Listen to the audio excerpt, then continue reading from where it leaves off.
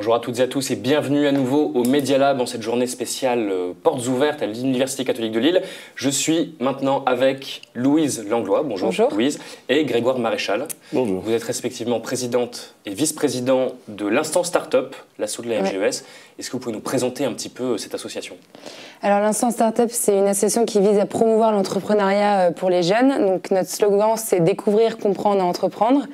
Cette association existe déjà depuis 2 ans. On est une équipe de 12 personnes et notamment l'année dernière on a pris de l'ampleur en faisant venir Michel Augustin en haut la Maxima, donc dans les locaux de l'université. Michel Augustin qui est une grande entreprise qui une start-up qui s'est développée autour de la pâtisserie et qui a quelques produits dans les supermarchés et qui devient de plus en plus grosse. Qui est de la région?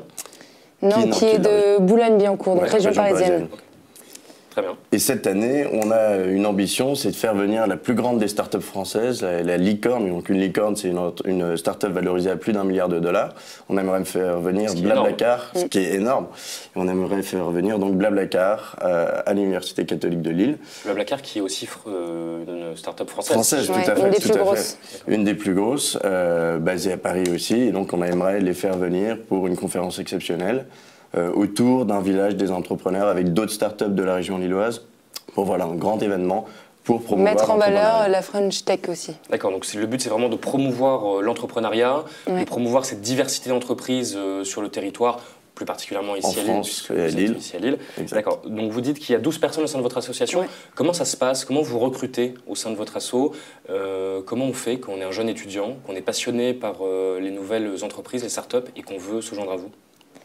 Alors tout d'abord, nous on était 5 de l'association à être à l'étranger l'année dernière dans le cadre de notre cursus. On a été recrutés à distance et après on a organisé pour les premières et deuxième années toute une phase de recrutement, donc des oraux de motivation comme on pourrait passer pour n'importe quelle école ou association. C'est une vraie sélection quand même. C'est une vraie sélection, Parce qu'ils nous avaient envoyé au préalable une vidéo pour nous montrer leur motivation et dire voilà qui ils étaient, pourquoi l'Instant Startup et pourquoi pas aller dans une autre association de la FGES.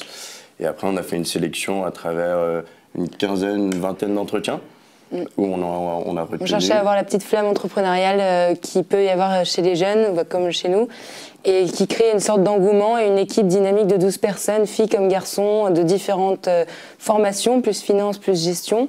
Et c'est intéressant, on a créé une équipe assez dynamique. Donc le but c'est l'émulation au sein de votre équipe, pour aussi montrer qu'il y a de l'émulation au sein des entreprises françaises. Dans le Nord surtout, Dans le Nord. Tout à fait.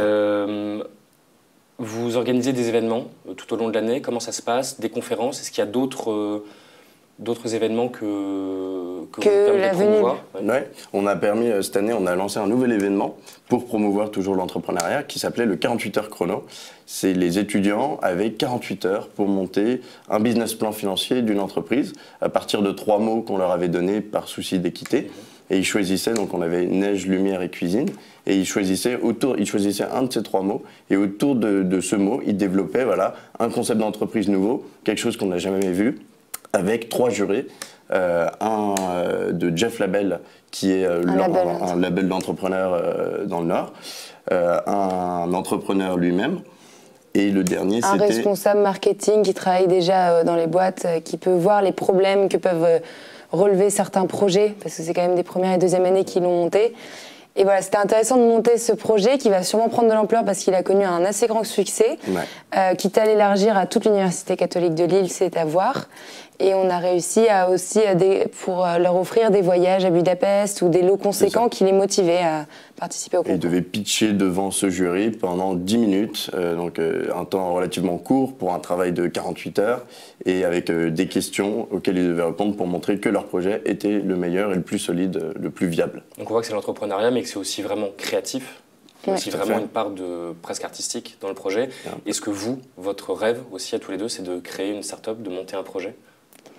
Alors moi, mon projet professionnel, c'est de créer un accélérateur de projets sociaux, donc de start-up, et de continuer à travailler dans ce monde. Je pense que beaucoup de jeunes aujourd'hui sont intéressés par les petites structures, plus ou moins ouvertes à l'international.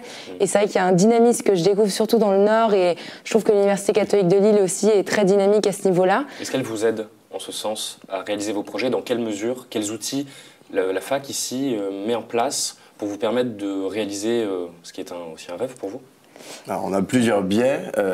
On a un premier biais qui est l'IES, qui est l'Institut de l'entrepreneuriat des universités catholiques de Lille, qui nous aide et qui nous a notamment fourni un local pour pouvoir effectuer nos réunions et pouvoir organiser nos événements, et qui nous a aussi aidé au niveau des fonds. Et puis on a une commission FGES avec FGES Initiative, qui nous propose aussi de nous soutenir dans tous nos projets, notamment pour notre grand événement de Blablacar à la fin de l'année. Donc on est vraiment soutenu. Financièrement, oui, il nous aide. Et bien encadré. Il y a déjà une aide de base de l'Université catholique, mais l'Université catholique est aussi une interface vers d'autres entreprises, d'autres startups, pour créer des connexions, créer du lien, oui, tout à fait. Ce qui est aussi la base des startups. On est mis en relation avec plusieurs responsables de l'université qui connaissent des personnes travaillant spécialement dans le domaine de l'entrepreneuriat, où on a des mises en relation aussi, un réseau de l'université très fort, très important, qui a beaucoup d'impact et qui nous aide à monter ces projets. Ouais. C'est une très bonne communication. On travaillait beaucoup avec le pôle relations extérieures, qui est connecté avec l'IES notamment, et avec Jeff Labelle. On a beaucoup de réseaux. Voilà, un grand réseau. Très bien. Est-ce que vous avez un petit mot à dire, un petit mot de la fin? S'il y a des étudiants qui nous regardent, je suppose qu'il y a les écrans dans la fac qui sont en train de nous voir en ce moment. Si vous voulez, pour les attirer, pour leur donner un conseil en cette journée portes ouvertes, qu'est-ce que vous pourriez leur dire?